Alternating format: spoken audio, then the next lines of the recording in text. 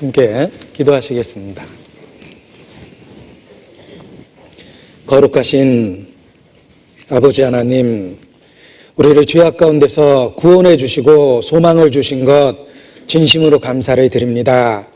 세상 끝날까지 함께 하시겠다는 주의 약속의 말씀을 기억하며 우리의 모든 삶을 주의 은혜 가운데 더욱 의지하고 주의 권능으로 변화시켜 주시기를 더욱 간절히 기도합니다. 우리가 얼마나 연약하고 또 때로 악하기까지 한지 발견할 때마다 더욱 주의 은혜를 사모하고 기다립니다. 죽은 자를 살리시는 능력으로 함께 하시며 주의 성령으로 우리의 삶에 변화를 주시고 또 이 마지막 때 우리 모두를 주의 일꾼으로 귀하게 사용해 주시기를 주님께 부탁을 드립니다. 초대교회 제자들을 통해서 놀라운 역사를 이루어 주셨습니다. 이 마지막 때 우리 모두를 일꾼 삼으셔서 우리가 어디에 있든지 무엇을 하든지 누구를 만나든지 주의 영광을 드러내며 주의 나라를 위해서 충성되고 지혜롭게 살 수 있도록 도와주시고 주관하여 주시기를 주님께 부탁을 드립니다. 이 시간 주의 지혜를 사모하고 주님께서 베푸시는 은혜와 능력을 얻고자 주 앞에 겸손한 마음으로 저희가 함께 모였습니다. 성령의 감동과 감화하심으로 함께 하시며 우리를 새롭게 만들어주시고 변화시켜 주시기를 주님께 간구합니다. 또 이 한 주간 주의 이름으로 많은 곳에서 복음이 증거되고 있습니다. 은평교회 이호한 목사님, 또 양평교회 홍정현 목사님 기억해 주시고 참석하는 영혼들 끝까지 붙잡아 주시며 주의 이름으로 변화시켜 주시기를 주님께 기도합니다. 이 시간도 온전히 함께 하시는 주의 권능과 은혜에 부탁을 드립니다. 하나님의 영광만 우리 가운데 나타내 주시옵소서. 고마우신 예수님 이름으로 기도합니다. 아멘. 신약성경 마태복음 21장 말씀을 찾겠습니다. 성경 마태복음 21장 23절부터 같이 보시겠습니다. 35페이지 마태복음 21장 23절 말씀부터 제가 읽어드리겠습니다.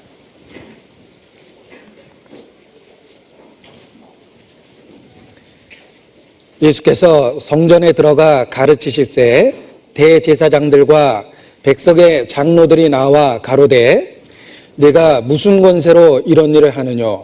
또 누가 이 권세를 주었느냐? 예수께서 대답하시되 나도 한 말을 너희에게 물으리니 너희가 대답하면 나도 무슨 권세로 이런 일을 하는지 이르리라. 요한의 세례가 어디로서 왔느냐? 하늘로서냐 사람에게로서냐?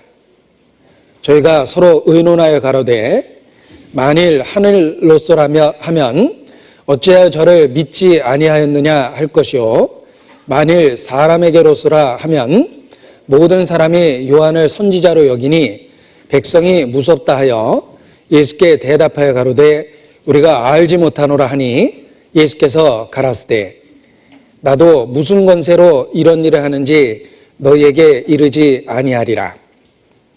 32절 마태복음 21장 32절 말씀은 같이 읽겠습니다. 요한이 의의 도로 너희에게 왔거늘 너희는 저를 믿지 아니하였으되 세리와 창기는 믿었으며 너희는 이것을 보고도 종시 뉘우쳐 믿지 아니하였도다. 성경을 효과적으로 읽는 방법 중에 하나가 그 사건이 있었던 그 당시로 돌아가서 내 자신이 그곳에 있다라고 가정하고 상상하면서 성경을 읽는 것입니다. 그때 본문의 상황과 분위기를 더욱 쉽게 이해할 수 있고 또 본문이 우리에게 전해주고자 하는 교훈을 더욱 쉽게 깨달을 수 있습니다. 오늘 읽었던 이 본문은 예수께서 돌아가시기 직전 약 3일 전에 있었던 일입니다. 예수께서 예루살렘에 입성하시고 3일째 되는 날, 그리고 그로부터 3일 뒤에 돌아가셨기 때문에 이 사건이 있었던 것은 바로 돌아가시기 직전 약 3일 전에 있었던 사건이다, 이렇게 말씀드릴 수 있습니다. 그때 상황을 생각해보고 내 자신이 그때 예수님과 함께하고 있었다라고 생각해 볼 때 본문에 대한 이해를 더욱 분명하고 쉽게 할 수가 있습니다. 예수님 자신은 죽음을 눈앞에 두고 있었습니다.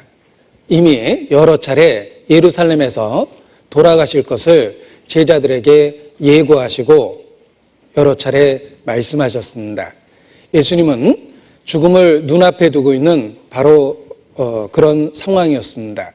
그럼에도 불구하고 예수님은 가르치시는 일에 더욱 열중하셨습니다. 죽음을 눈앞에 두고 이제 곧 죽게 된다는 것을 알고 있음에도 불구하고 예수님은 골방에서 기도하거나 낙심하거나 비관하고 있었던 것이 아닙니다. 더욱더 가르치는 일에 열중하고 계셨습니다. 이것은 예수께서 영혼을 구원하고자 하는 열정이 얼마나 크셨는가를 우리에게 일깨워 줍니다. 예수님은 죽음 직전까지 심지어 십자가에 매달려 있는 그 상황 속에서도 옆에 있는 강도를 기억하고 그 영혼을 구원하기도 하셨습니다. 죽음에 이르는 모든 과정 속에서 예수께서 영혼을 구원하시려는 열정이 얼마나 크셨는가를 우리는 본문 상황 속에서 더욱 깨달을 수 있습니다. 영혼을 긍휼히 여기시고 그들을 구원하고자 하는 주님의 열정과 너무 대조적으로 대적자들에 대한 대적자들이 예수님을 반대하고 또 반감을 갖는 그 분위기는 점점 더 고조되고 있습니다. 이제 그 반대의 세력들은 계속해서 예수님을 죽이려고 모의하고 있습니다. 그 반감이 극에 달았고 이제 곧 십자가에 못 박는 그런 사건으로 이어지게 됩니다. 예수님을 대적하는 세력들은 예수께서 예루살렘에 입성하실 때 그 메시아와 같은 환영을 받은 것에 대해서도 분노했고, 그리고 뿐만 아니라 예수께서 예루살렘에 입성하셔서 성전에서 매매하는 자들, 그 돈 바꾸는 자들과 비둘기 파는 자들을 내어 쫓기도 하셨습니다. 그리고 유대 종교가들을 아주 강하게 책망하시기도 하셨습니다. 내가 세상의 행사를 악하다 하니 세상이 나를 미워한다라는 말씀처럼 그들의 악행을 지적하시고 책망하셨습니다. 이런 일로 인해서 더욱더 예수님에 대한 그 반감이 고조되고 있는 상태가 바로 오늘 읽은 본문의 그런 상황입니다. 이 마지막 때에도 진리를 대적하는 세력이 점점 더 커질 것입니다. 예수님 생에 있었던 그 사건이 어떤 의미에서 역사 끝에도 재현된다고 말할 수 있습니다. 우리 시대에 기독교의 근본적 진리가 많은 사람들에 의해서 조롱됩니다. 그리고 기독교를 소위 때리는 그런 논리가 사람들에게 환영받기도 합니다. 그래서 서점이나 또는 여러 매체를 통해서 반기독교적인 그런 내용들을 우리가 쉽게 접하고 있습니다. 예수님 사역 말기에도 예수님에 대한 적대감이 고조되었던 것처럼 바로 역사 끝에도 기독교 진리에 대한 그 반대가 더 고조되고 있다는 것을 깨달을 수 있습니다. 예수님을 대적했던 세력들은 주로 대제사장들, 그리고 백성의 장로들, 성경을 가리킨다라고 하는 율법의 선생들, 서기관들, 그리고 열심히 있는 종교인 바리새인들이었습니다. 그들이 예수님을 대적하고 마침내 십자가에 못 박게 됩니다. 자, 그런데 예수님을 대적했던 이 세력이 그때 그 당시에만 있었던 것은 아닙니다. 모습을 바꿔가면서 모든 시대 속에 대적하는 세력이 있었다라고 말할 수 있습니다. 기독교 2000년 역사 속에 이 대제사장들과 백성의 장로들, 바리새인들과 서기관들은 모습만 바꿔가면서 계속해서 복음을 대적했습니다. 이 시대, 우리 시대에도 역시 동일하게 복음을 대적하는 사람 세력 속에 그들의 모습을 볼 수 있다라고 말할 수 있습니다. 보통의 사람들은 죄를 짓되 대부분 도덕적인 그런 죄를 짓습니다. 그러나 타락한 종교인들은 그 이상의 큰 죄를 하나님 앞에 짓습니다. 바로 진리를 대적하고 하나님을 직접적으로 대적하는 죄를 짓기 때문에 그렇습니다.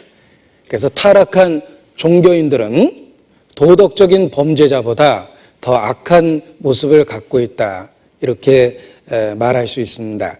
예수께서도 31절에 내가 진실로 너희에게 이르노니 세리들과 창기들이 너희보다 먼저 하나님 나라에 들어가리라 라고 표현하기도 하셨습니다. 세리와 창기들은 그 당시 도덕적으로 가장 극단적인 죄를 짓는 부류에 속했습니다. 유대 종교가들은 그들을 사람 취급하지 않고 개나 짐승 취급을 했습니다. 그런데 예수께서는 아주 충격적인 표현을 쓰셨습니다. 타락한 종교인들, 그들보다 세리들과 창기들이 먼저 천국에 들어갈 것이다 라고 말씀하셨습니다. 아마도 당시 이러한 말을 직접적으로 들었던 유대 종교가들은 굉장한 모욕으로 들었을 겁니다.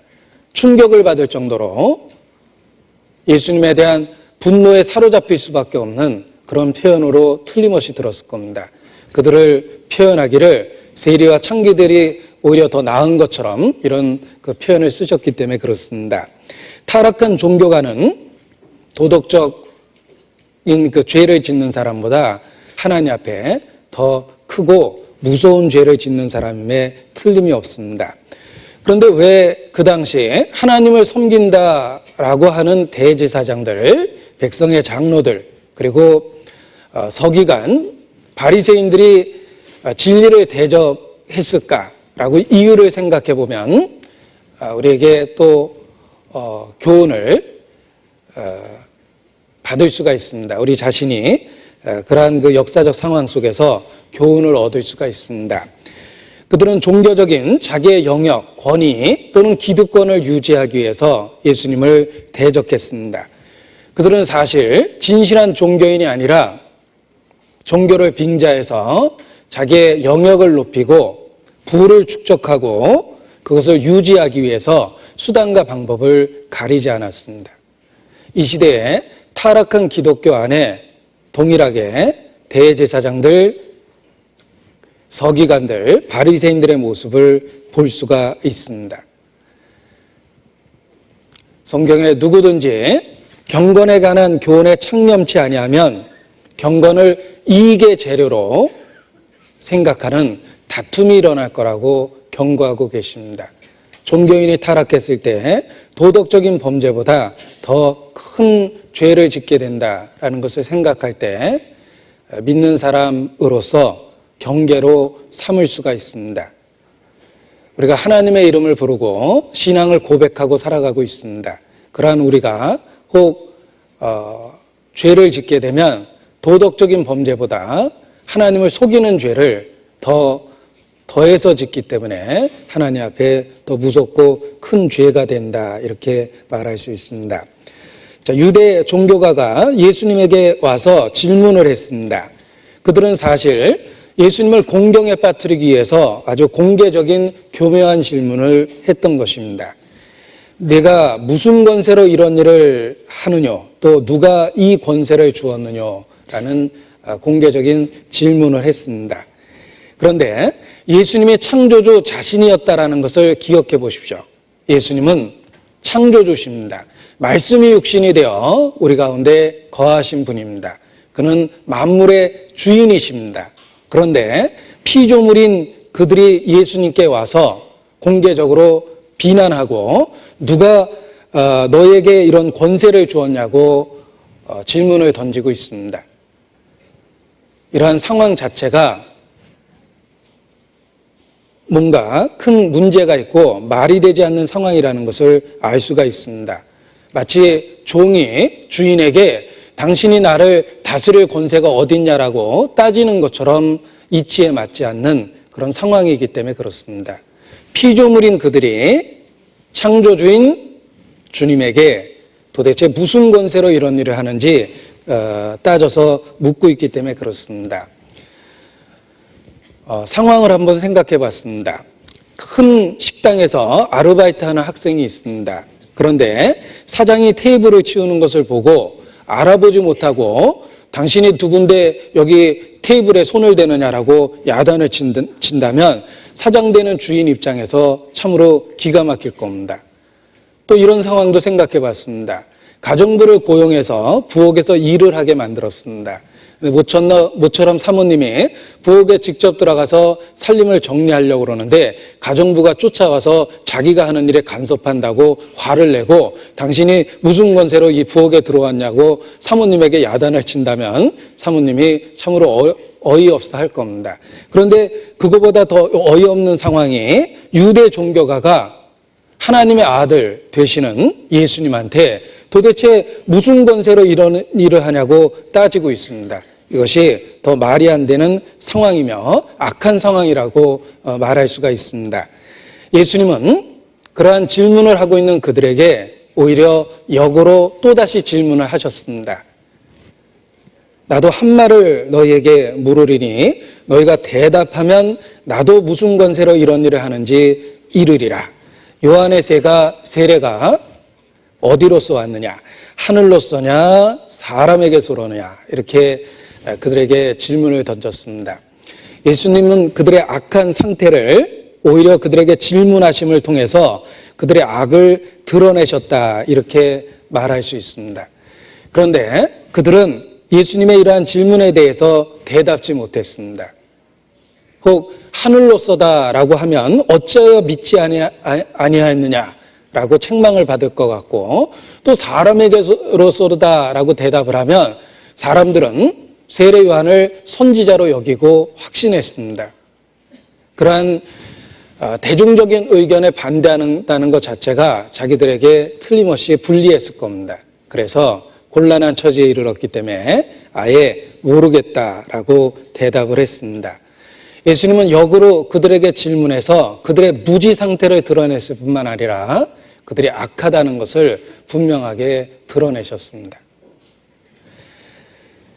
예수님은 알지 못한다라고 대답하는 그들에게 나도 무슨 권세로 이런 일을 하는지 너에게 이르지 않겠다라고 말씀하십니다.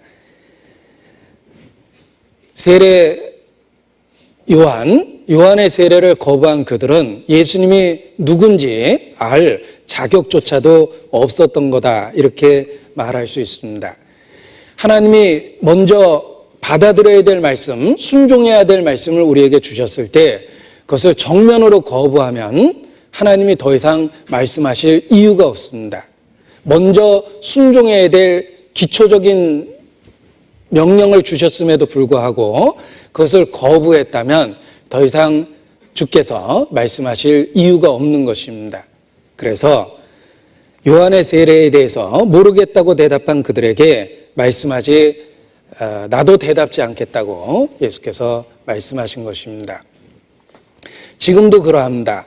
우리가 마땅히 순종해야 될 말씀을 거부하면 예수님은 그 다음에 깨달아야 될 말씀에 대해서 침묵하십니다. 혹 성경이 더 이상 깨달아지지 않고 있다면 틀림없이 이미 주어진 명령에 대해서 우리 자신이 불순종하고 있는 것이 틀림이 없습니다. 그 불순종으로 인해서 주께서 더 이상 말씀하시는 것을 멈추신 것입니다. 말라기 이후 주의 계시가 멈췄습니다.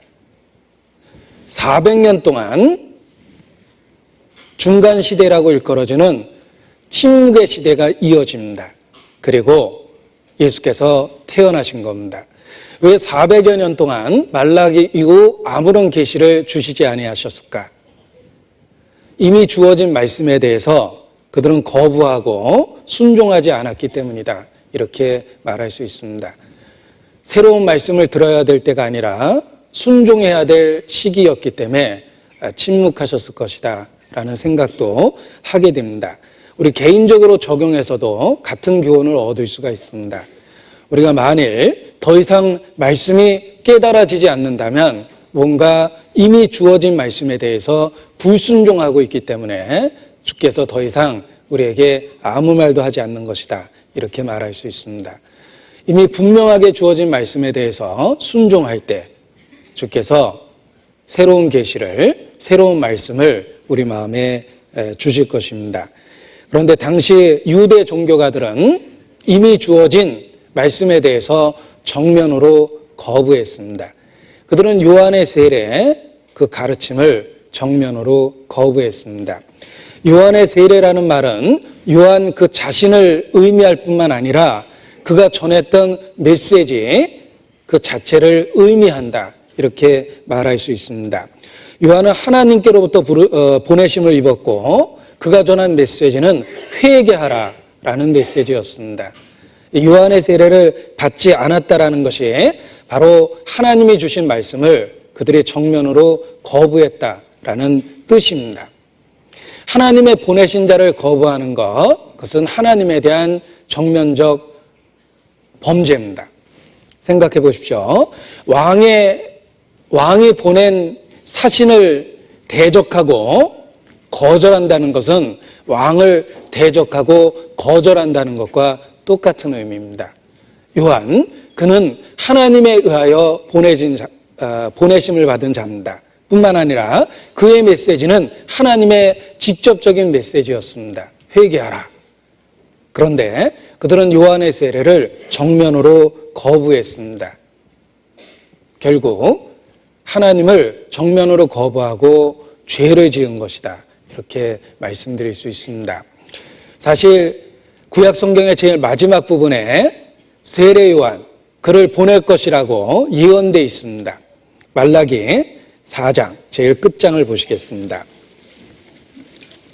말라기 4장입니다. 구약 성경 말라기 4장.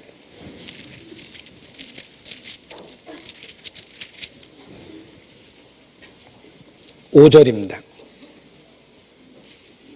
4절부터 봅니다. 말라기 4장 4절. 너희는 내가 호렙에서 온 이스라엘을 위하여 내 종 모세에게 명한 법, 곧 율례와 법도를 기억하라. 모세의 법을 기억하라. 보라, 내가 여호와의 크고 두려운 날이 이르기 전에 내가 선지 엘리야를 너에게 보내리니 그가 아비의 마음을 자녀에게로 돌이키게 하고 자녀들의 마음을 그들의 아비에게로 돌이키게 하리라. 같이 읽죠.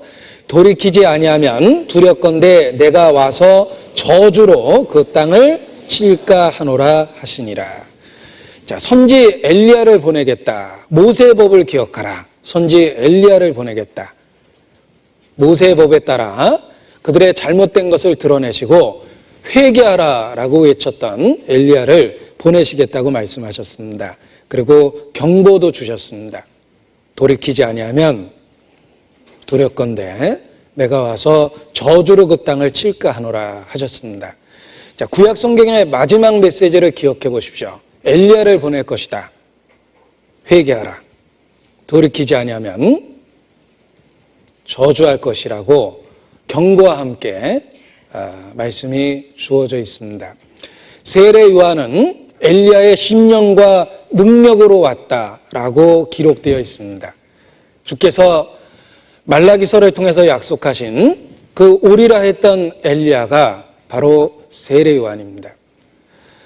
그 옛날 왕정시대에 승천했던 엘리야를 보내신다는 뜻이 아닙니다. 엘리야와 동일한 메시지, 엘리야와 동일한 사명을 갖고 있는 선지자를 보낸다는 뜻입니다. 그가 세례 요한입니다. 세례 요한은 구약 성경에 예고됐던 선지자입니다. 그의 메시지는 회개하라, 모세의 법에 따라 회개하라고 외치고 있습니다. 그런데 분명하게 예고됐던 그 선지자를 유대인들은 거절하고 배척하고 헤롯은 그를 죽이기까지 했습니다. 요한은 하나님에 의하여 보내심을 받은 자입니다.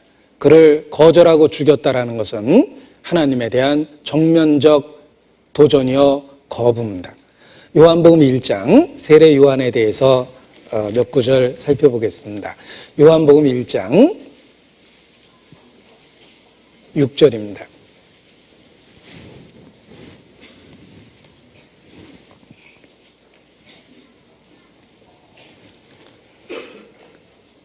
요한복음 1장 6절 함께 읽겠습니다.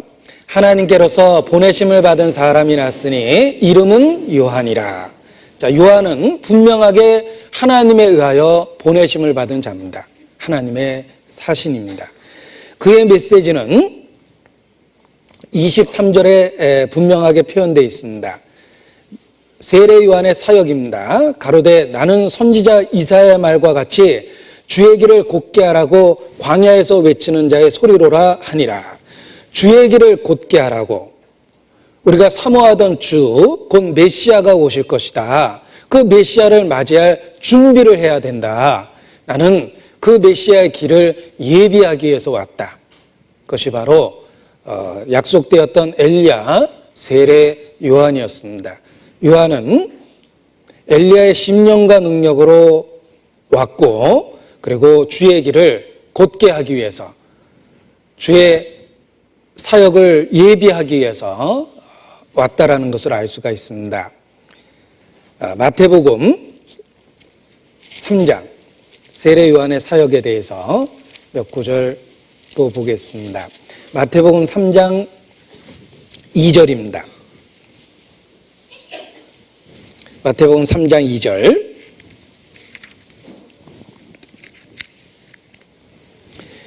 회개하라 천국이 가까웠느니라 하였으니. 3장 11절. 나는 너희로 회개케 하기 위하여 물로 세례를 주거니와 내 뒤에 오시는 이는 나보다 능력이 많으시니 나는 그의 신을 들기도 감당치 못하겠노라. 그는 성령과 불로 너희에게 세례를 주실 것이요. 자, 세례 요한은 하나님께 보내심 받은 사람 맞습니다. 그리고 그의 사역은 주의 길을 곧게 하기 위해서입니다. 그는 회개하라고 외쳤습니다. 세례 요한은 분명하게 너희로 회개케 하기 위하여 거스리는 자식의 마음을 아비에게로 돌이키게 하는 바로 그 역할을 하기 위해서 왔습니다. 그가 예고된 하나님의 사람임에 틀림이 없습니다.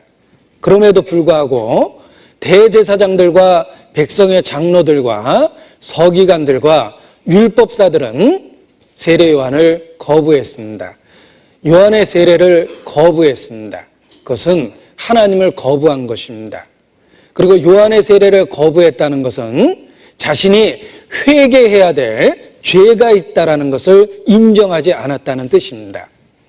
요한의 세례를 거부했다는 것은 자신들이 하나님께 범죄했다라는 그 상태를 부인한 것입니다. 우리가 무슨 죄가 있냐라고 고개를 뻣뻣이 쳐들고 하나님 앞에 서 있는 것과 같은 그런 모습입니다. 그들은 요한의 세례를 거부했습니다. 자기들이 회개해야 될 죄인이라는 상황과 상태라는 것을 인정하기를 거부했던 겁니다. 그것이 요한의 세례를 인정하지 않았다는 뜻입니다. 그들은 회개하기를 한마디로 거부해서 하나님의 뜻을 저버린 것이다.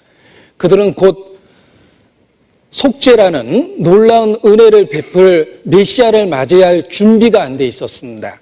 왜? 우리가 용서받아야 될 무슨 죄가 있느냐라는 태도를 가진 겁니다. 회개해야 될 자기의 상태를 인정하지 않았던 겁니다. 그것이 그 당시에 대제사장과 백성의 장로들과 서기관들과 바리새인들과 율법사들, 바로 종교인들의 모습이었습니다. 그들은 자기 의에 도취되어 있고 다른 사람들을 자기보다 못나게 여기고 영적 우월감을 갖고 있었습니다. 자기들이 특별하게 구별되어 있는 것처럼 그렇게 교만한 주장을 했습니다. 그들은 잘못된 만족감 속에서 자신들이 회개해야 될 죄인이라는 것을 거부한 것이다. 이렇게 말할 수 있습니다. 마지막 시대의 교회의 모습도 그렇습니다. 마지막 시대의 교회의 모습이 라오디게아라는 그 교회의 모습으로 예언되어 있습니다. 라오디게아라는 말은 민중교회라는 어원적 의미를 갖고 있습니다. 민중교회라는 말은 사람을 중요시 여겼다, 사람을 권위로 내세웠다, 이런 뜻입니다. 그것이 마지막 시대의 교회의 모습입니다.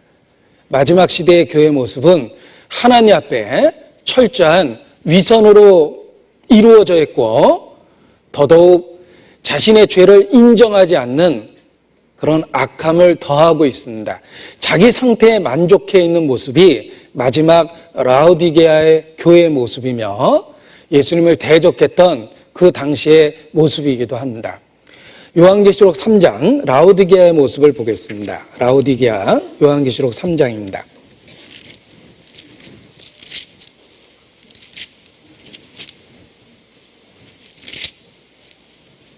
17절.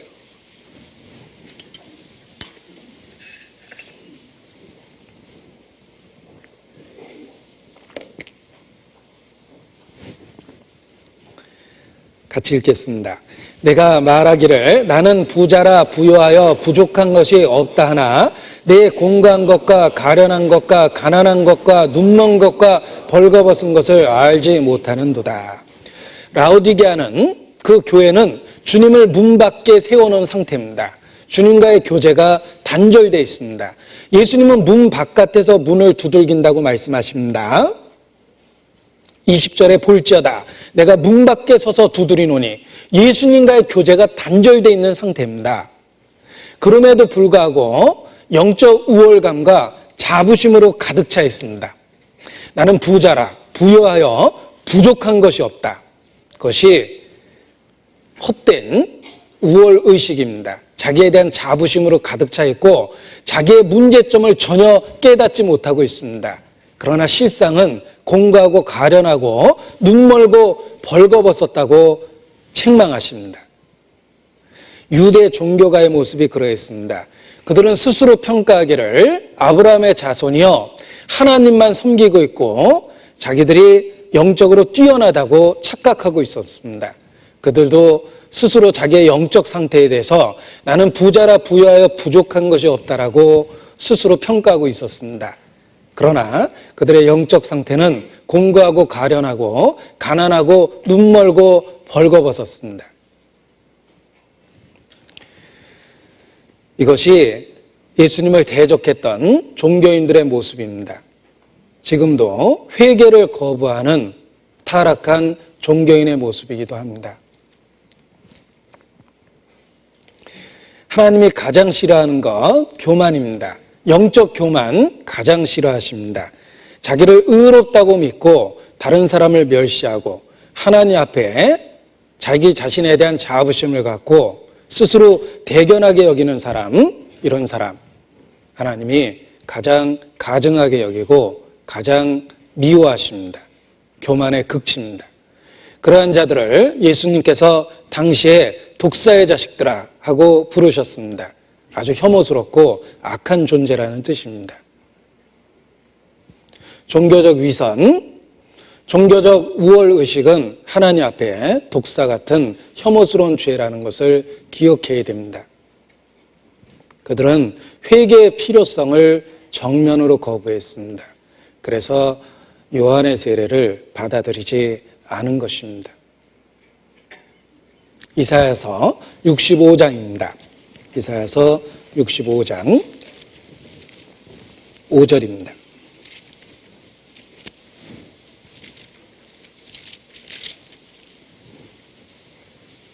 이사야서 65장 5절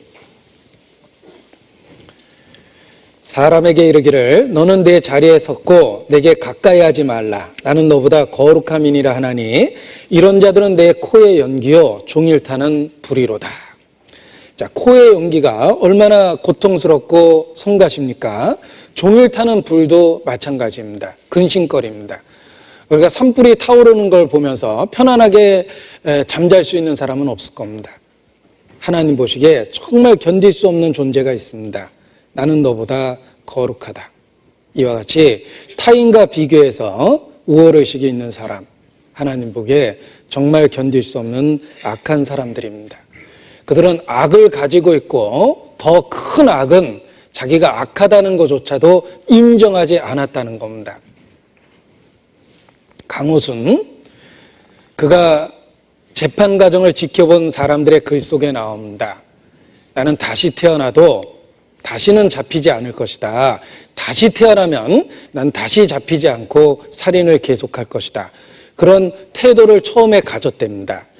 지금 사형 판결을 받은 지금은 어떤 처지인지 모르겠지만 아무튼 체포됐을 때 그와 같이 극단적인 악을 표현했답니다. 난 다시 태어나도 다시 태어나기만 하면 다시는 잡히지 않을 것이다. 그리고 계속해서 살인을 할 것이다. 여러분, 처음에 지었던 죄도 극악하지만 그가 돌이키지 않는다라는 모습이 얼마나 더 악한 모습이라고 느껴집니까? 마찬가지입니다. 악을 행하고 더 큰 악을 행하는 것은 그 악을 인정하지 않는 상태. 그들이 유대 종교가였습니다. 그래서 결국은 저주받고 심판받을 수밖에 없었습니다. 회개를 거부하는 그들에게 예수님은 자신이 누군지 알려줄 필요조차도 없다라고 생각하신 겁니다. 나도 너희에게 내가 무슨 권세로 이런 일을 하는지 이르지 아니하리라. 침묵하셨습니다. 알려줄 필요가 없다라는 거예요. 가치가 없다는 겁니다. 개에게 거룩한 것을 주지 말며 돼지에게 진주를 던지지 말라라고 우리에게 말씀하시기도 하셨습니다. 그것은 개나 돼지에게 거룩한 것과 진주를 던지는 것과 마찬가지입니다. 회개를 거부하면 예수님은 침묵하십니다. 아프지도 않다고 하는 사람을 고쳐줄 이유가 없습니다. 내가 지지도 않은 빚을 갚아달라고 갚아줄 필요도 없는 것입니다. 본다고 하니 너희 죄가 그저 있느니라. 본다고 주장하는 사람들을 그저 영적 소경으로 그대로 머물도록 하셨습니다. 회개하지 않고 죄를 인정하지 않는 악에 악을 더하면 주님은 침묵하십니다. 요한복음 9장입니다. 요한복음 9장입니다.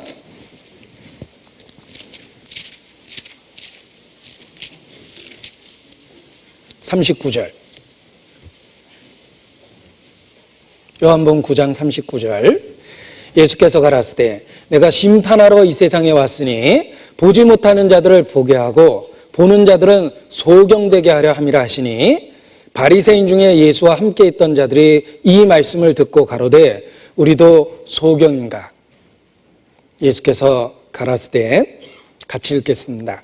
너희가 소경되었다면 죄가 없으려니와 본다고 하니 너희 죄가 그저 있느니라.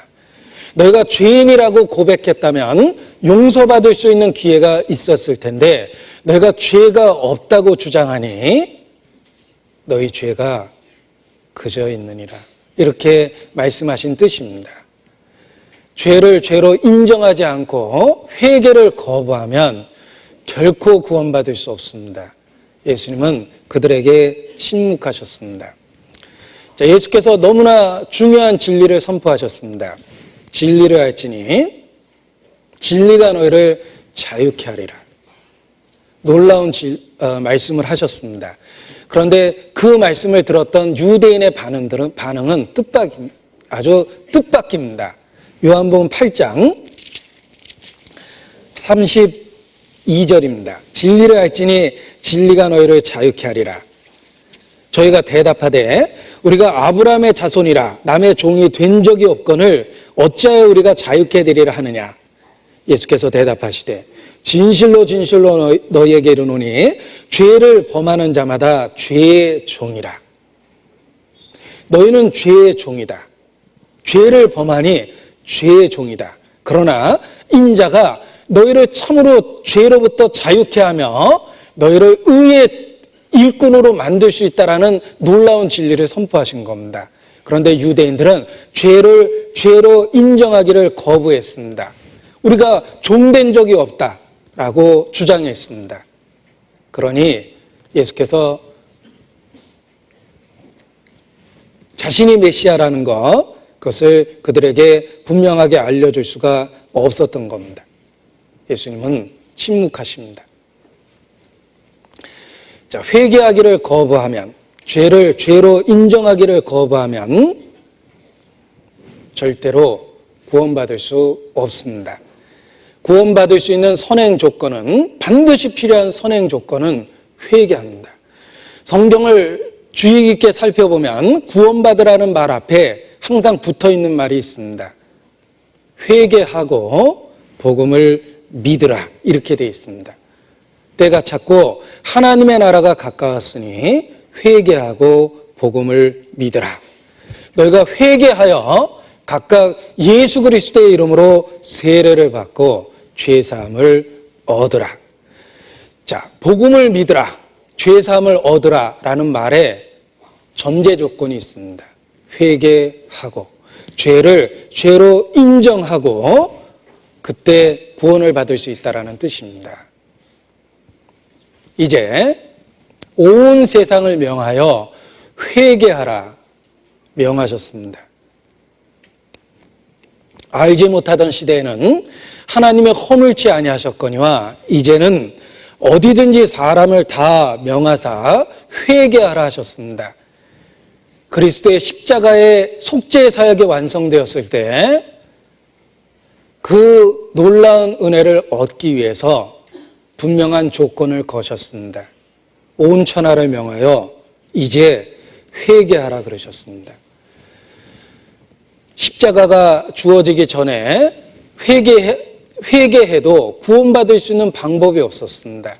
그러나 이제 십자가의 놀라운 사역이 완성되었을 때 비로소 회개하라라고 분명하게 선포하십니다. 회개하면 구원받을 수 있는 길이 열렸기 때문입니다. 성경 말씀은 일관성 있게 구원받는 전 단계로서 회개를 분명하게 강조하고 있습니다. 우리가 예수님을 믿고 구원을 받기 위해서 먼저 자신이 구원받아야 될 존재라는 것, 하나님 앞에 이뤄진 상황 속에, 상태 속에 있다는 것을 인정하는 것이 필요합니다. 회개가 선행될 때 구원의 필요성을 깨달을 수 있습니다. 성경을 보십시오. 구약과 신약을 나눴습니다. 구약은 1500년 동안 주어졌습니다. 그리고 신약이 기록됐습니다. 왜 신약으로만 충분하지 않고 구약이라는 오래된 과정을 통해서 신약을 주셨을까요? 생각해 보십시오. 죄를 깨닫게 하는 과정이 필요했던 겁니다. 그리고 비로소 죄를 인정하고 회개할 때 예수 그리스도를 제시하신 것입니다. 구약은 하나님의 법을 선포합니다. 우리의 상태가 하나님 앞에 심각한 문제가 있다는 걸 일깨워 줍니다. 그리고 복음을 주신 것입니다. 우리가 전도 집회를 일주일 동안 하고 그리고 예수 그리스도에 대한 이야기를 후반부에서 본격적으로 하는 것도 같은 이유에서 그렇게 하는 것입니다. 자신이 이뤄진 상태라는 것을 인정할 때 비로소 예수 그리스도를 받아들이기 때문에 그렇습니다. 우리가 하나님을 하나님으로 인정하고 하나님의 법을 존중한다면 비로소 우리의 상태의 심각성을 깨닫게 됩니다.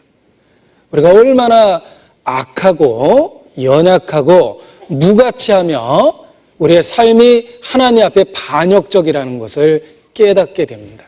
그리고 그리스도 구세주가 없다면 이뤄질 수밖에 없다라는 절망감을 갖게 됩니다.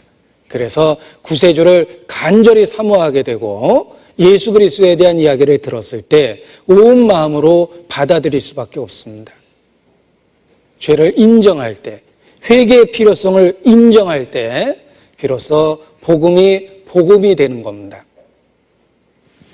그래서 예수 그리스도가 오시기 전에 그들을 율법 아래 가두어 두셨습니다.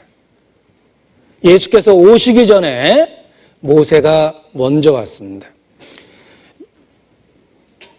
율법은 모세로 말미암아 온 것이요 은혜와 진리는 예수 그리스도로부터 왔다. 그런데 먼저 모세가 왔습니다. 율법을 우리에게 주신 것입니다. 율법이 무엇입니까? 율법은 거룩하고 의롭고 선합니다. 우리 동양적 표현으로 바꿔보면 진선미성, 그것이 율법입니다. 그런데 진선미성은 하나님의 속성입니다. 하나님의 성품입니다. 성경에 나타난 하나님은 죄를 결코 용납할 수 없는 거룩하신 분입니다. 하나님은 빛이십니다. 그에게 어둠이 조금도 없으십니다. 거룩하고 의롭고 선하신 분입니다. 율법은 하나님 자신에 대한 계시입니다. 율법은 하나님이 어떤 분인지 우리에게 분명하게 드러낸 것입니다.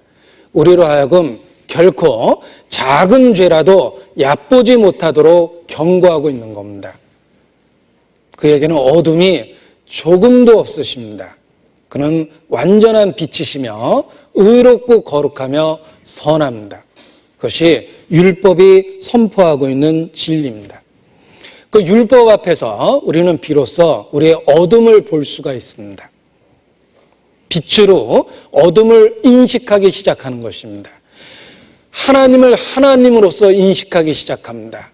그리고 비로소 자신의 타락과 악과 죄를, 그 죄의 극악함을 깨닫게 되고 하나님에 대한 반역 상태에 있다는 것을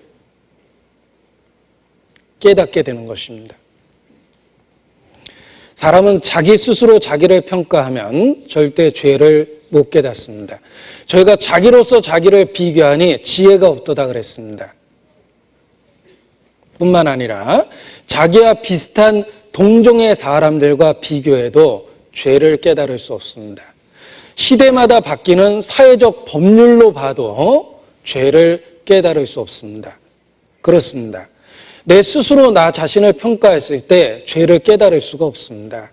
다른 사람과 비교해도 나는 평범합니다. 대한민국 법으로 봐도 나는 아무런 하자가 없습니다.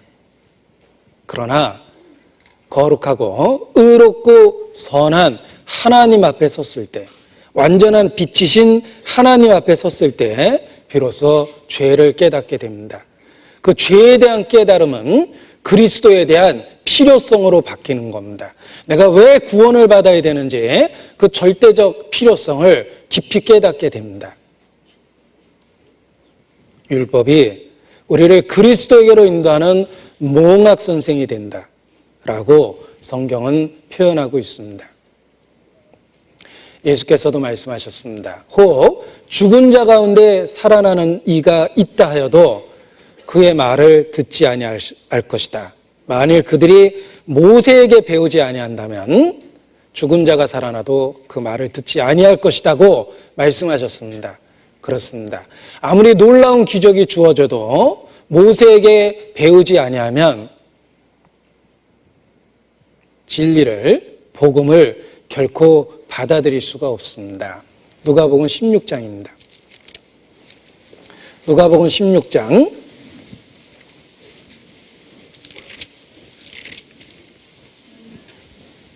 31절입니다.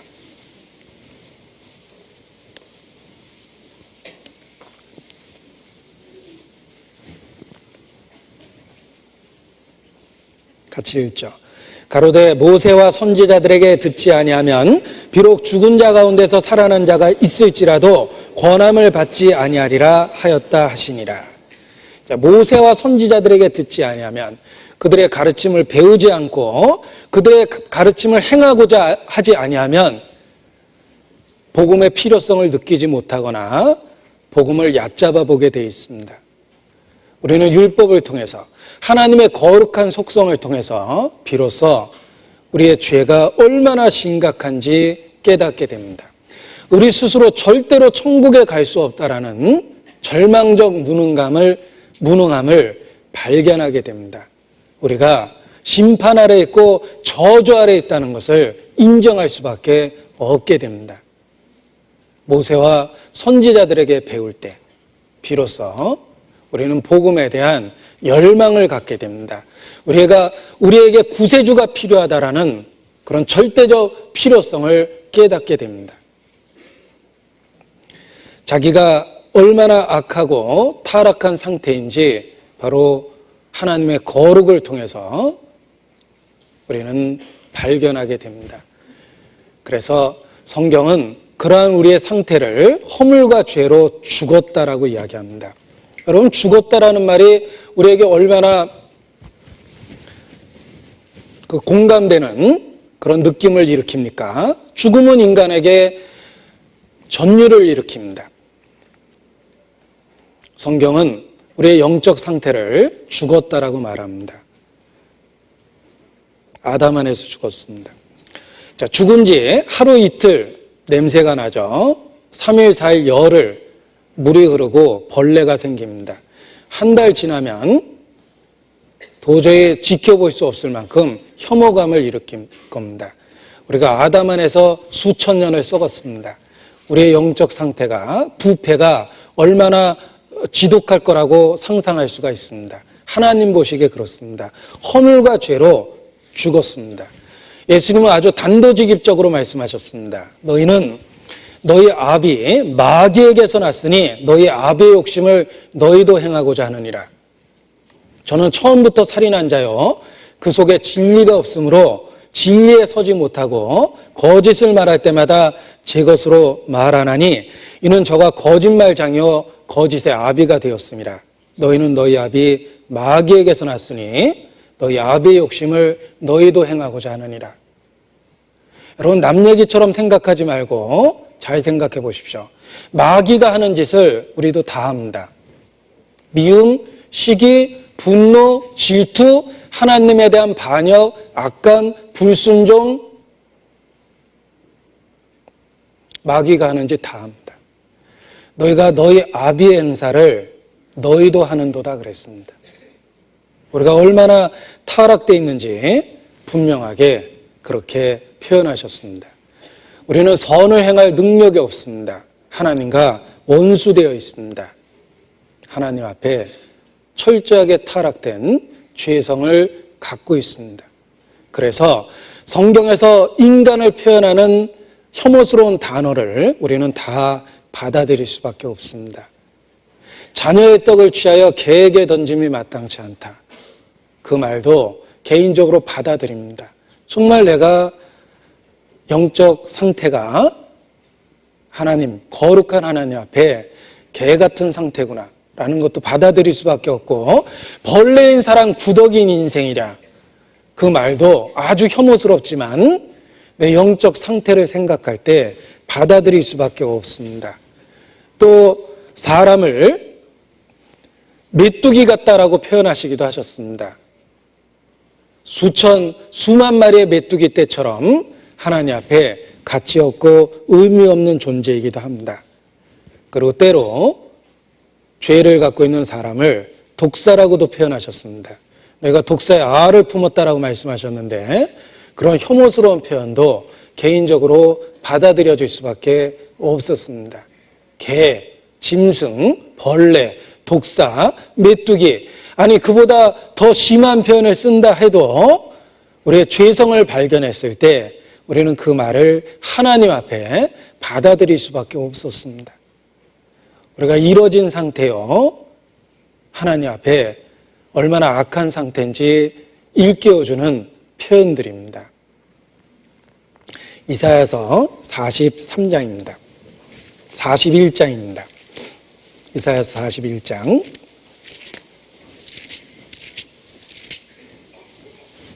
14절입니다.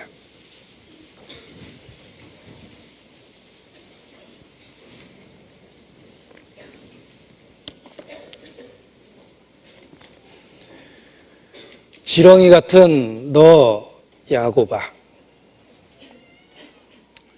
자, 이 지렁이 같은 너 야곱이라는 말 다음에 자기 이름을 넣어서 읽으면 우리는 인간적으로 모욕감을 느낍니다. 그러나 하나님이 얼마나 거룩하고 높고 큰 분인지 깨달을 때 우리는 이 표현을 받아들일 수 있습니다. 지렁이 같은 너 도서가, 도서기가 누군지 생각해 보세요. 이렇게 저는 개인적으로 읽어도 사실 이 말이 받아들여집니다. 그리고 그 다음에 구절 때문에 엄청난 위로를 받습니다. 너희 이스라엘 사람들아 두려워 말라. 우리는 그들에게 준 축복과 약속을 아브라함의 믿음을 통해서 함께 받았습니다. 나 여호와가 말하노니 내가 너를 도울 것이라. 네 구속자는 이스라엘의 거룩한 자니라. 하나님 앞에 정말 지렁이 같은 나에게 놀라운 은혜를 약속하고 계십니다. 내가 얼마나 낮고 천하고 보잘것없고 작은 존재인지 깨달을 때 하나님의 은혜가 비로소 은혜로서 느껴지는 겁니다.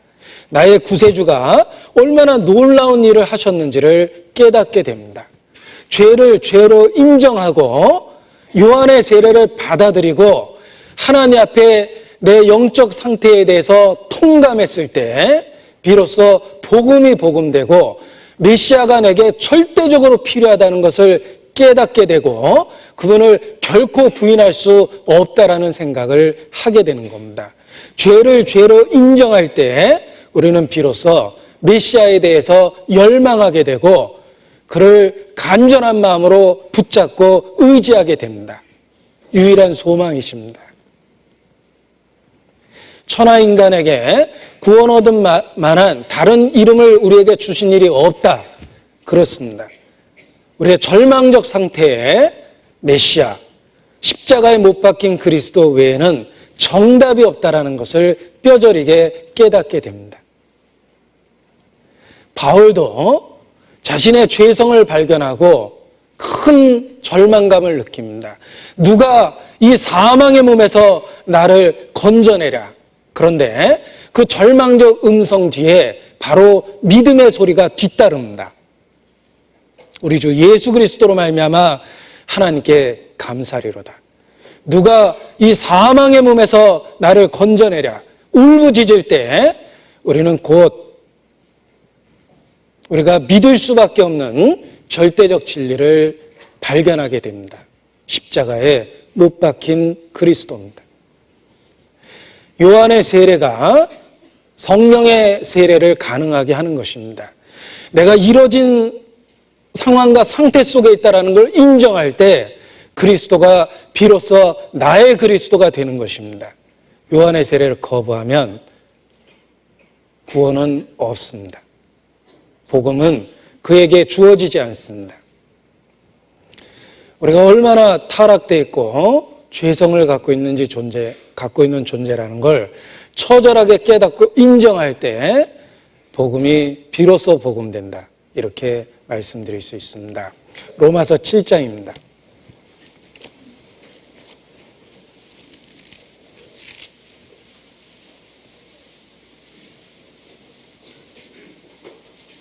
(11절)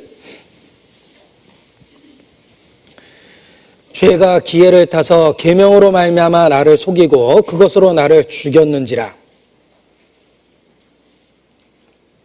14절 우리가 율법은 신령한 줄 알거니와 나는 육신에 속하여 죄 아래 팔렸도다. 19절 18절 내 속 곧 내 육신에 선한 것이 거하지 아니하는 줄 아노니. 여러분 아노니라는 말에 동그라미 치고 정말 스스로에게 물어보십시오. 알고 계십니까? 내 속 곧 내 육신에 선한 것이 거하지 않다라는 거 알고 계십니까? 바울은 처절하게 발견했습니다. 원함은 내게 있으나 선을 행할 능력은 없노라. 선을 행하는 것은 없노라. 행할 능력이 없다고 고백합니다. 21절 그러므로 내가 한 법을 깨달았노니. 자, 여러분도 깨달았는지 스스로 물어보십시오. 그 선을 행하기 원하는 나에게 악이 함께 있는 것이로다. 과거 한때의 경험을 이야기하는 것이 절대 아닙니다. 우리는 역설적이지만 죄성이 있습니다. 죄성이 있습니다. 한편에서 아직도 내 속에 있는 죄를 봅니다.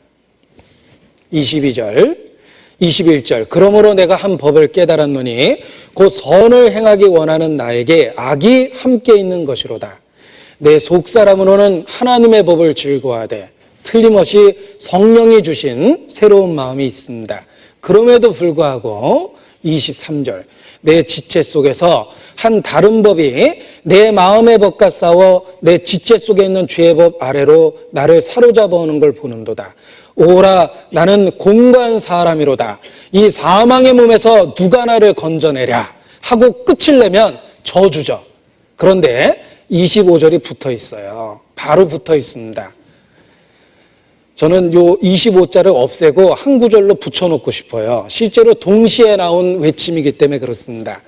누가 이 사망의 몸에서 나를 건져내랴. 우리 주 예수 그리스도로 말미암아 하나님께 감사하리로다. 그런즉 내 자신이 마음으로는 하나님의 법을 육신으로는 죄의 법을 섬기노라. 우리 속에 선각이 뒤섞여 있습니다. 그리고 내 안에 작용하는 이 죄성이 내가 왜 예수 그리스도만을 의지해야 될지 절대적 필요성을 깨닫게 해줍니다. 빛이 우리 마음에 비추어졌을 때 어둠이 됐습니다. 여러분 죄를 깨닫기 위해서 다른 사람의 마음을 관찰할 필요가 없습니다. 자기 마음을 하나님 말씀 앞에서 성령의 인도하심을 따라 구석구석 살펴보십시오. 모든 악이 자기 속에서 다 소름 끼칠 정도로 발견이 됩니다. 우리 속에서 모든 죄가 다 발견이 됩니다. 사람의 마음에서 나오는 것은 악한 생각, 곧 음란과 미움과 시기와 질투와 악한 생각과 정욕과 분노와 아무튼 성경에서 표현한 모든 죄가 우리 속에서 다 발견됩니다. 죄를 다른 곳에서 찾는 것이 아닙니다.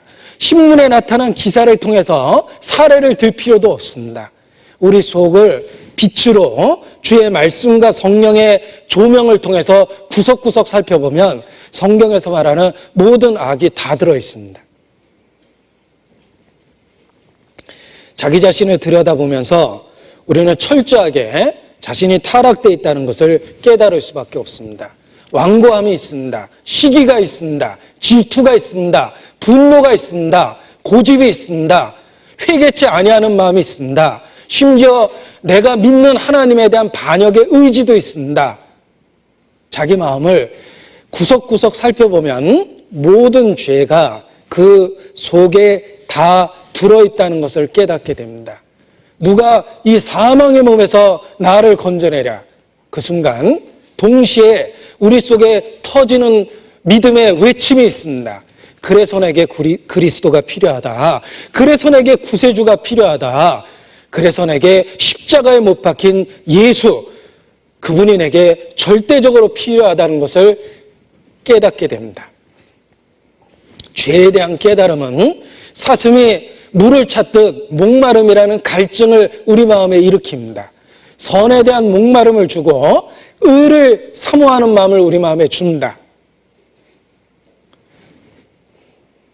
죄에 대한 깨달음이 비로소 구세주에 대한 강렬한 믿음을 만들어내는 것이다. 이렇게 말씀드릴 수 있습니다. 죄를 발견하는 것은 고통스러운 과정이지만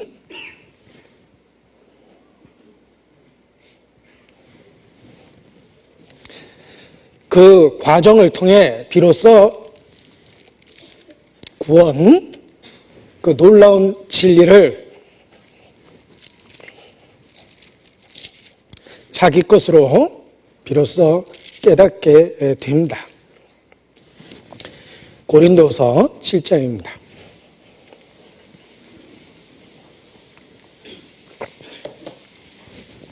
10절.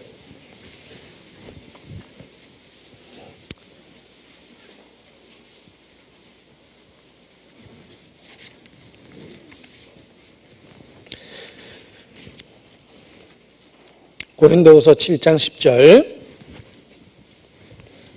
제가 읽어드리겠습니다. 하나님의 뜻대로 하는 근심은 후회할 것이 없는 구원에 이르게 하는 회개를 이루는 것이요 세상 근심은 사망을 이루는 것이니라.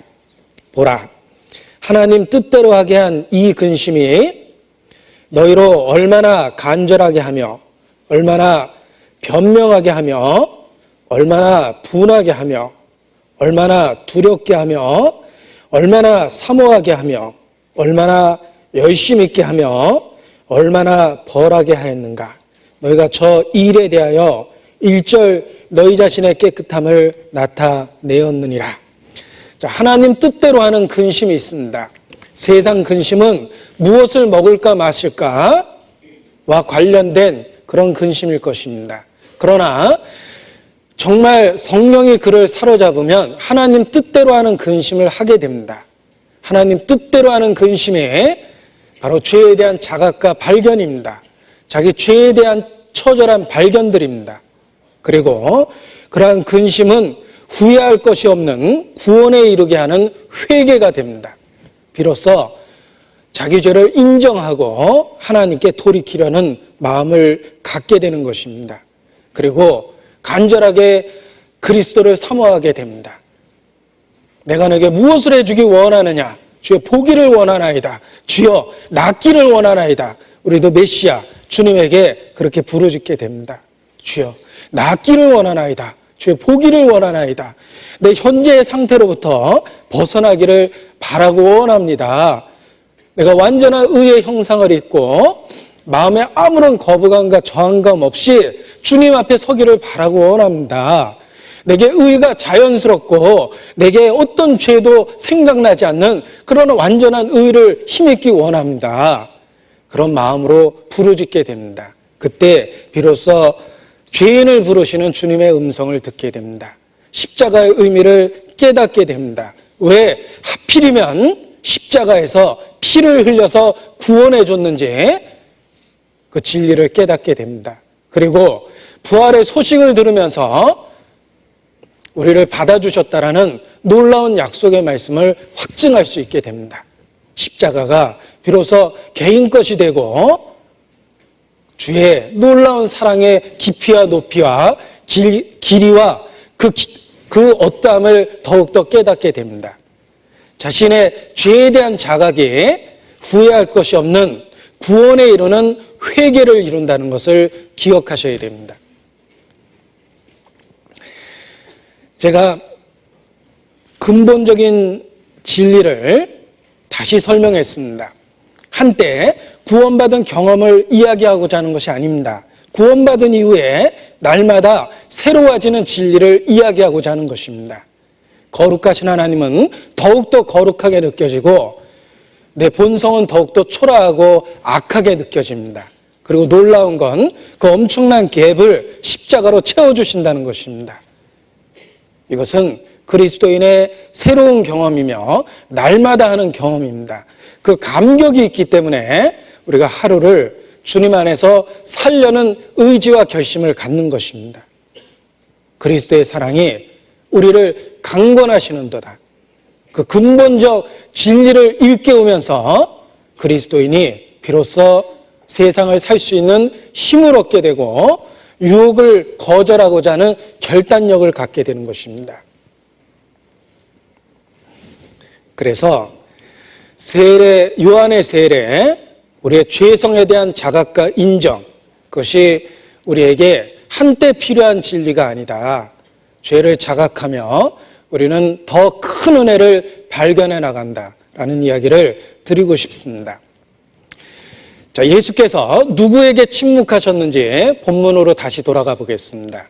요한의 세례를 인정하지 않는 자들, 그들에게 예수님은 침묵하셨습니다. 지금도 그렇습니다. 혹 우리 가운데 피상적으로 자기의 죄를 받아들이고 죄에 대한 자각이 없는 사람, 혹 아직까지 주님이 침묵하시는 경우도 있을 수 있습니다. 한마디로 우리 중에 구원에 이르지 못한 자가 아직도 있을 수 있다라는 이야기를 드리고 싶습니다. 여러분, 복음적인 교회에 다닌다고 모두 다 구원을 받은 건 아닙니다. 단지 확률적으로 구원받은 사람이 많다라고 이야기할 수 있을 뿐입니다. 틀림없이 의인 중에 악인이 있습니다. 12제자 중에 섞여 있는 가룟 유다가 있습니다. 통곡할 것은 우리 중에 누군가가 아직 진리에 이르지 못한 자가 있을 수 있다라는 것입니다. 너희가 믿음에 있는가 너희 자신을 시험하고 확증하라. 예수 그리스도께서 너희 안에 계신 줄을 너희가 스스로 알지 못하느냐. 그렇지 않으면 너희가 버리운 자니라. 너희가 믿음 안에 있는가 너희 자신을 시험하고 확증하라고 말씀하셨습니다. 주의하셔야 됩니다. 일회적인 명령이 아니에요. 딱 한 번 확인해 보라는 게 아닙니다. 반복적 의미를 갖고 있습니다. 정말 자신이 그리스도인입니까? 정말 거듭나셨습니까? 성령이 증가하는 믿음이 있습니까? 삶의 변화가 있습니까? 주님과 동행하고 있다는 확신이 있습니까? 성경을 읽을 때마다 자기 자신이 성경적인 크리스찬이라고 정말 성령께서 확증시켜 주십니까? 단 한 번 확인하라는 뜻이 아닙니다. 살아있는 한 날마다 수시로 기회 있을 때마다 확인하고 확증해야 됩니다. 어떤 분은 그걸 일회적 사건으로 알아요. 한 번 확인하고 확인하지 않습니다. 어리석은 거예요. 자기를 속일 수 있습니다. 수시로 너희가 믿음 안에 있는가 스스로 자주 확인을 해야 됩니다. 왜냐하면 틀림없이 의인 중에 악인이 섞여 있기 때문에 그렇습니다. 자기 의에 도취되어 있고 회개의 필요성을 전혀 인정하지 못하고 자기 상태에 만족하는 사람, 그저 피상적인 죄에 대한 이야기를 긍정한 것으로 죄를 깨달았다고 착각하는 사람, 복음을 단지 몇 마디 성경 구절을 기억할 수 있는 것으로 이해하고 그것으로만 만족하는 사람, 틀림없이 있습니다. 자기 자신을 시험하고 확증하는 것은 계속적 명령이라는 것을 기억하셔야 됩니다. 베드로후서 1장 10절입니다. 베드로후서 1장 10절입니다.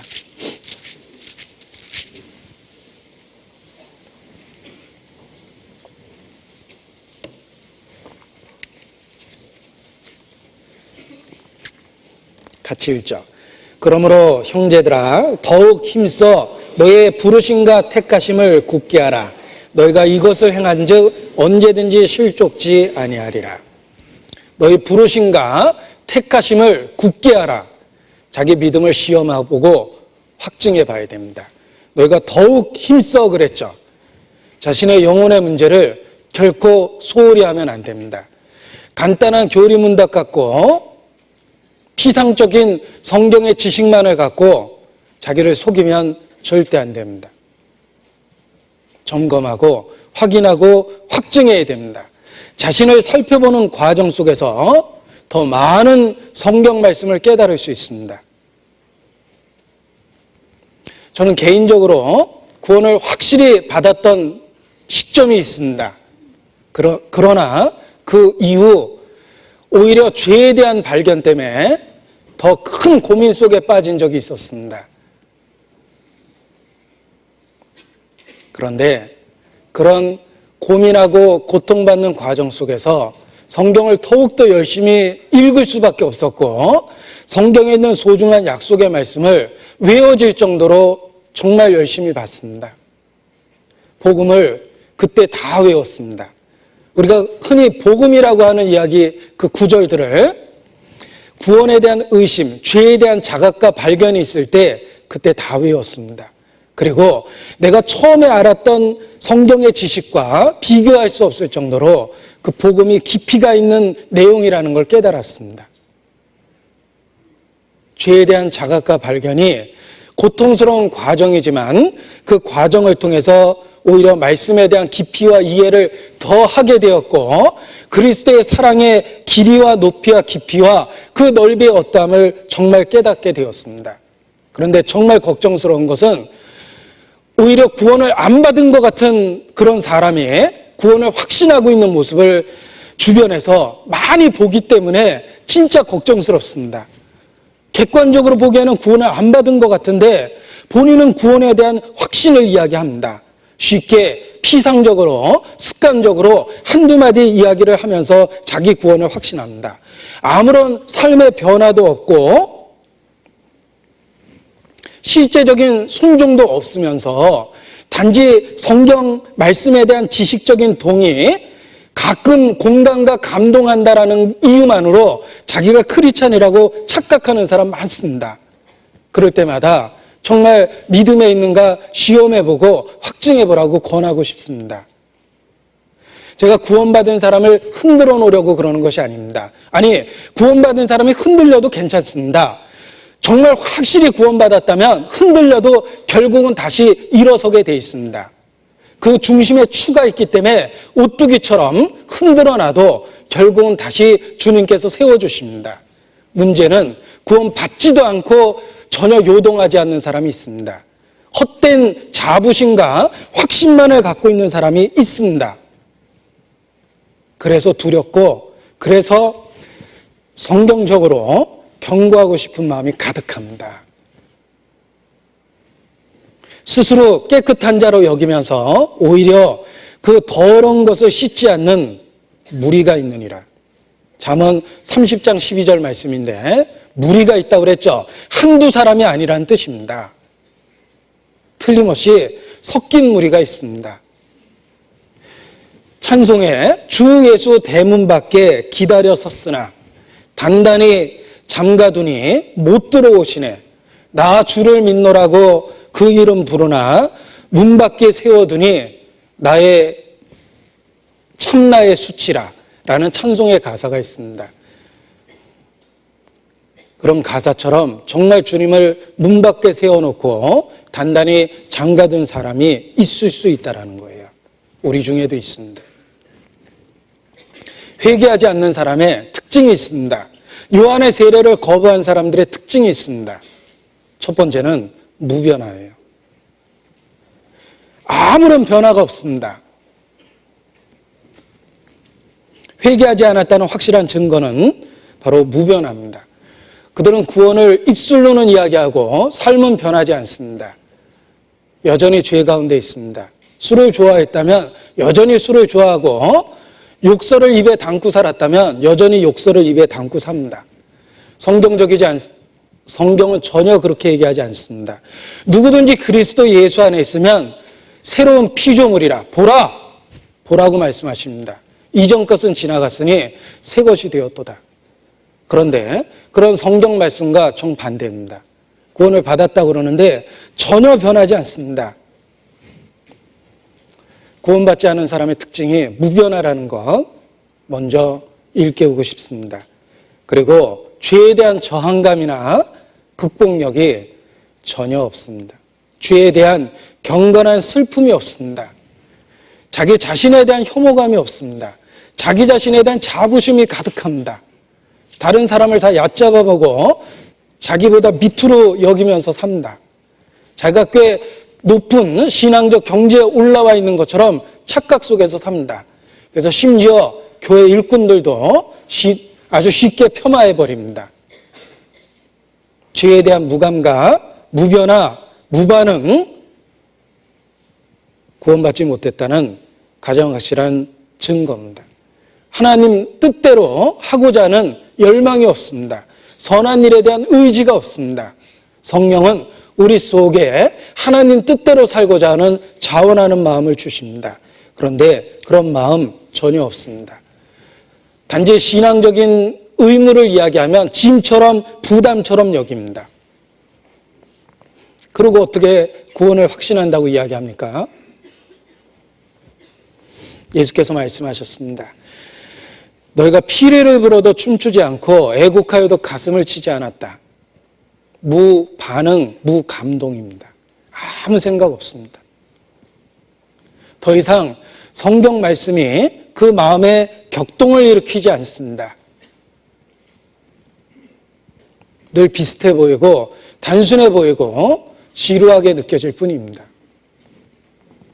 그리고 중심을 살펴보면 주님에 대한 사랑이 없습니다. 너희 속에 하나님을 사랑하는 것이 없는 줄 알았다. 예수께서 말씀하셨습니다. 구원받은 사람 중심에 주님에 대한 사랑이 있습니다. 너희가 예수를 보지 못하였으나 사랑하는도다. 이제도 보지 못하나 믿고 말할 수 없는 영광스러운 즐거움으로 기뻐하니 믿음의 결국 곧 영혼의 구원을 받음이라. 정말 구원을 받았다면 주님에 대한 사랑이 있습니다. 사랑은 희생과 수고로 나타납니다. 우리가 사랑한다는 말이 무엇입니까?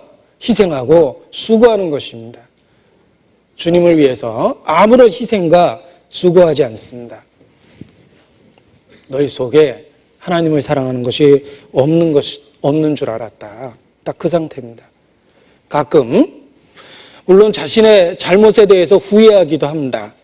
그러나 후회는 할지언정 진정한 회개는 안 합니다. 후회와 회개의 차이가 무엇입니까? 후회는 잘못된 행동을 끊임없이 반복하게 만듭니다. 회개는 반복하지 않는 거예요. 다윗은 믿음의 사람입니다. 간음하고 살인했습니다. 그는 후회한 게 아니라 회개했죠. 다시는 반복하지 않았어요. 사울은 가끔 눈물을 흘리면서 후회했습니다. 그러나 그는 악행을 고치지 않았습니다. 가끔 자신의 죄를 슬퍼하고 고민하기도 합니다. 그러나 기억하십시오. 헤롯도 번민했습니다. 벨릭스도 고민하기도 했습니다. 그들은 번뇌하고 고민은 했지만 끝끝내 돌이키지 않았습니다.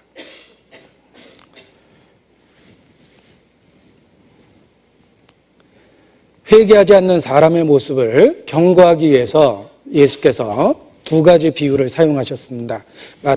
마태복음 21장입니다. 다시 보겠습니다. 두 아들에 관한 비유입니다. 28절.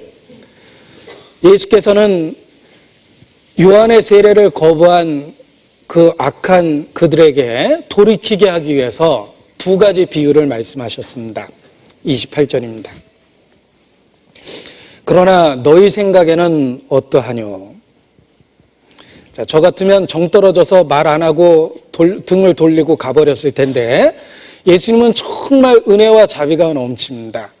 그 악한 종교인들에게 계속해서 대면해서 말씀하고 계십니다. 그들을 돌이키려는 주님의 놀라운 사랑을 엿볼 수가 있습니다.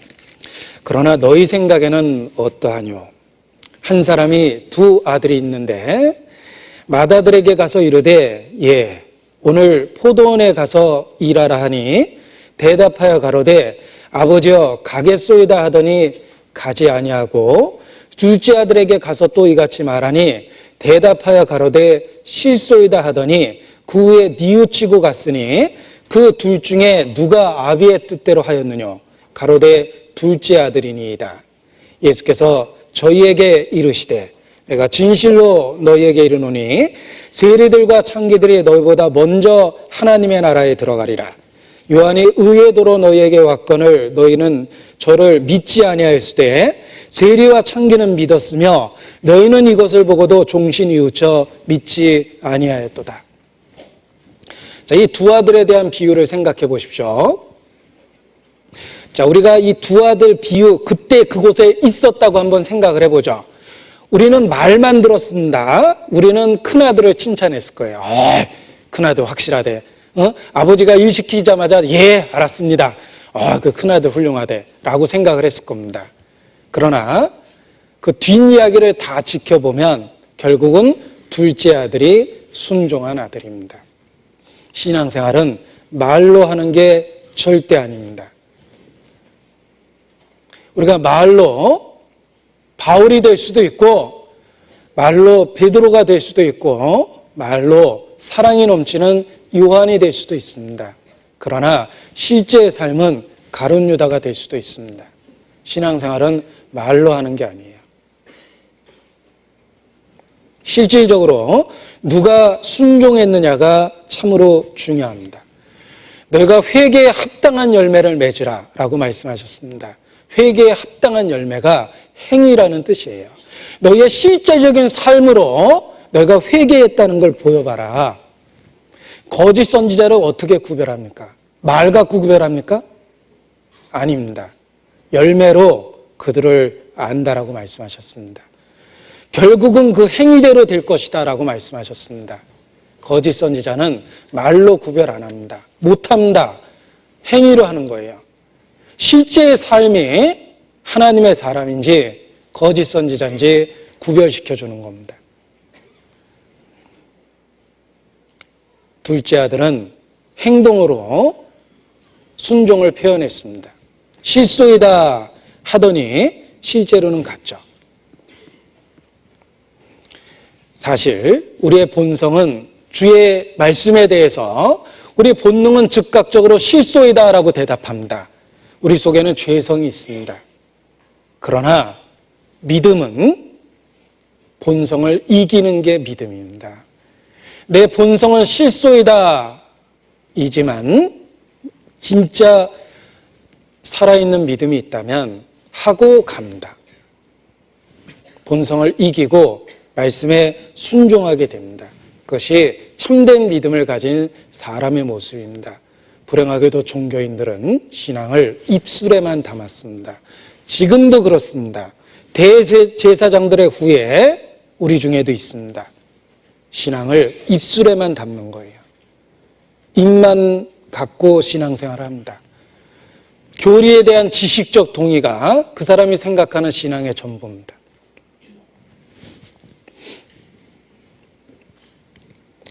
두 번째 비유는 악한 포도원 농부에 대한 비유입니다. 포도원을 세를 주고 주인이 세를 받기 위해서 사람을 보냈는데 악한 포도원 지기들이 그 종들을 핍박하고 잡아 죽이기까지 합니다. 결국 마지막으로 아들을 보냅니다. 그런데 그 아들까지도 살해해버립니다. 이 악한 포도원 지기들을 포도원 주인이 진멸할 거라고 말씀하셨습니다. 일단 문자적으로 포도원은 이스라엘이며 악한 포도원 지기들은 바로 타락한 종교인들입니다. 그들은 하나님께 돌려야 될 영광을 거부하고 있습니다.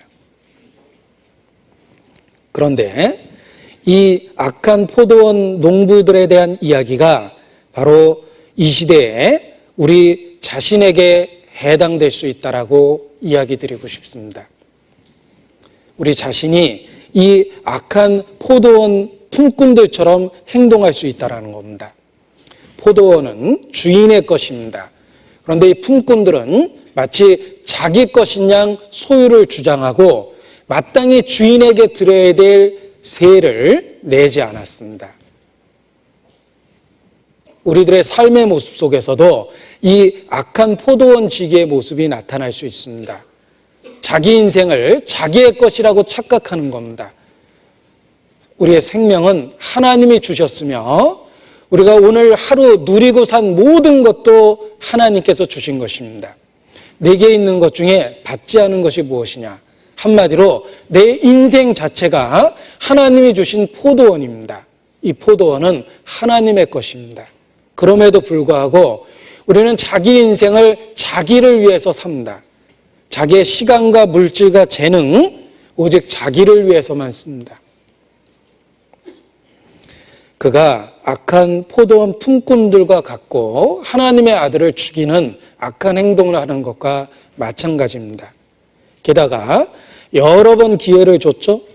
종들을 보내서 세를 달라고 주인이 여러 번 기회를 주었지만 그들은 배척하고 죽이고 아들까지 살해했습니다. 하나님이 우리에게 돌이킬 여러 번의 기회를 주었음에도 불구하고 여전히 돌이키지 않고 있다면 그가 악한 포도원 지기임에 틀림없습니다. 자주 책망을 받고 목이 곧으면 갑자기 패망을 당하고 결단코 일어서지 못하리라 경고하셨습니다. 계속되는 불순종 가운데서 하나님이 끝없이 권면하십니다. 얼마나 많은 책망을 받았고 얼마나 많은 양심의 부르짐을 들었습니까? 소리를 들었습니까? 그럼에도 불구하고 여전히 고치지 않고 있다면 그가 악한 포도원 직임에 틀림이 없습니다. 주의 오래 참으심을 경히 여기고 심판날에 임할 진노를 머리에 쌓고 있습니다. 그리고 이 시대에 또 그 아들을 죽인 악한 포도원 지기 같은 사람들이 있습니다. 진리를 대적하는 사람들, 복음을 전하는 사람들을 핍박하는 사람들, 기득권을 유지하기 위해서 진실한 성도들에게 이상한 별명을 붙이고 이단이라고 매도하는 사람들, 악한 포도원 지기임에 틀림이 없습니다. 이 시대에도 악한 포도원 지기는 수없이 많습니다. 성경은 경고합니다. 회개 없는 구원은 없습니다. 악에 대해서 지속적, 반복적, 습관적인 태도를 갖고 계속해서 죄를 짓고 산다면 구원의 확신을 이야기하는 것은 무의미합니다. 자기 자신을 말씀의 빛 가운데서 다시 한번 살펴보십시오. 자기를 속이는 경우가 대부분일 것입니다. 우리가 정말 구원 얻은 사람이라면 요한의 세례를 받아들였습니다. 자기의 타락과 죄를 인정하고 돌이키고 버린 겁니다. 그리고 오직 예수 그리스도를 자기의 삶의 주인으로 삼고 그분께 자신의 나머지 인생을 의지하고 삽니다. 살든지 죽든지 하루를 살더라도 주님 안에서 살겠다는 선한 의지와 욕망을 갖습니다.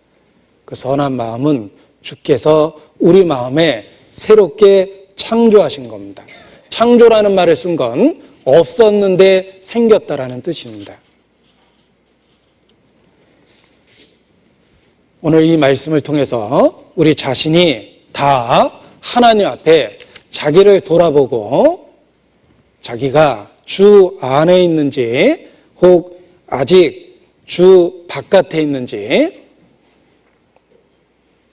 살펴볼 수 있는 기회가 되었으면 좋겠습니다. 회개 없는 구원은 절대로 없습니다. 자신의 악함과 타락과 반복되는 죄에 대한 슬픔을 갖고 주님께 부르짖을 때 비로소 복음이 복음으로서 마음에 와닿게 됩니다. 마태복음 13장입니다.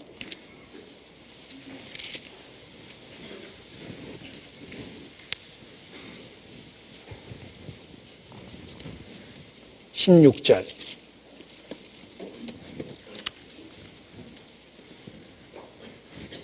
같이 읽겠습니다.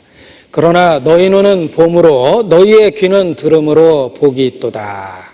예. 우리의 죄성 가운데도 불구하고 우리가 십자가를 보고 주께서 우리에게 주신 놀라운 언약의 말씀을 마음으로 믿고 그분을 절대적으로 의지하고 있다면 이 말씀처럼 너희의 눈은 봄으로 너희의 귀는 들음으로 복이 있도다라는 말씀이 해당될 겁니다. 우리 중에 결코 한 사람도 이루어지는 자가 없기를 진심으로 바라고 원합니다. 기도하시겠습니다. 사랑이 많으신 거룩하신 아버지 하나님, 이 시대에 우리가 살아가고 있는 이때가 마지막 때라는 것을 일깨워 주심 주님께 감사를 드립니다. 우리가 자신을 돌아보고 서로를 돌아보며 혹 진리에 이르지 못한 자가 있는지 살펴볼 수 있도록 우리의 마음을 일깨워 주시기를 주님께 부탁을 드립니다. 결코 우리 중에 이뤄지는 자가 없도록 은혜를 베풀어 주시고 우리 모두 이 마지막 때에 분명한 신앙을 확증하고 주님 안에서 더 힘있게 살아갈 수 있도록 도와주시기를 주님 앞에 기도합니다. 주께 우리의 나머지 삶을 온전히 의지합니다. 저희를 사랑하시고 구원해 주신 예수님의 이름으로 기도합니다. 아멘. 찬송 332장 하겠습니다. 332장.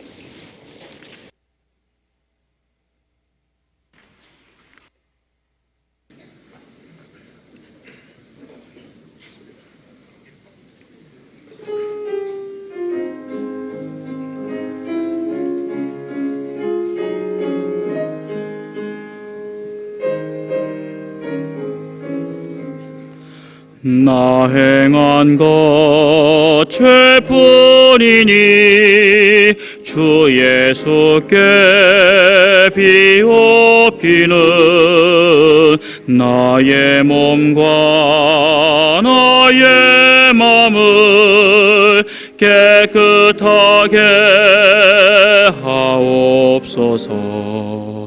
물 가지고 날 씻든지 불 가지고 태우든지 내 안과 밖 다 닦으사 내 모든 죄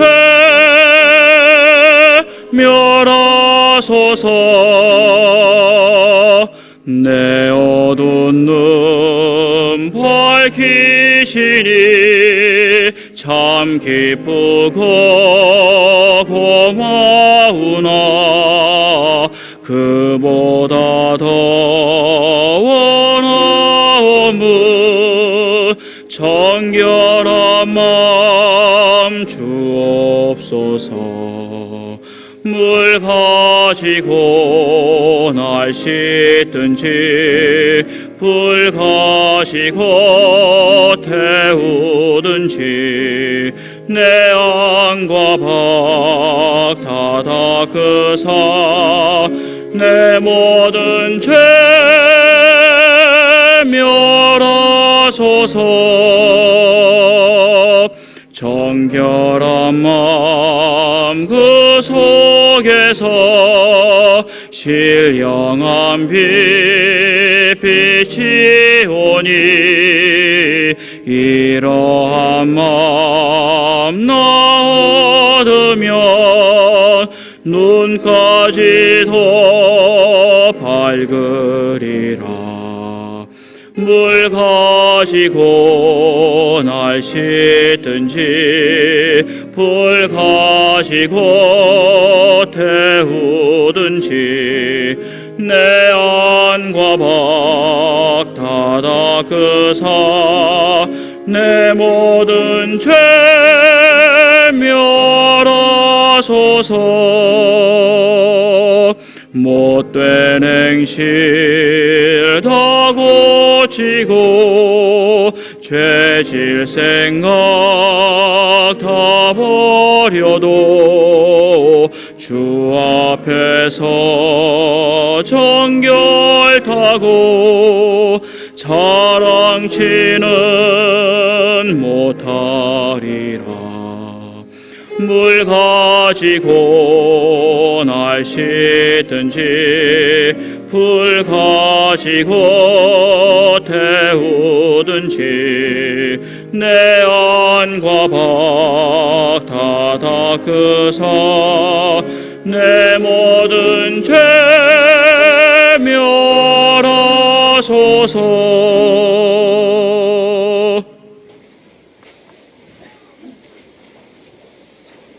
네, 광고 말씀 없습니다. 마치겠습니다. 안녕히 돌아가십시오.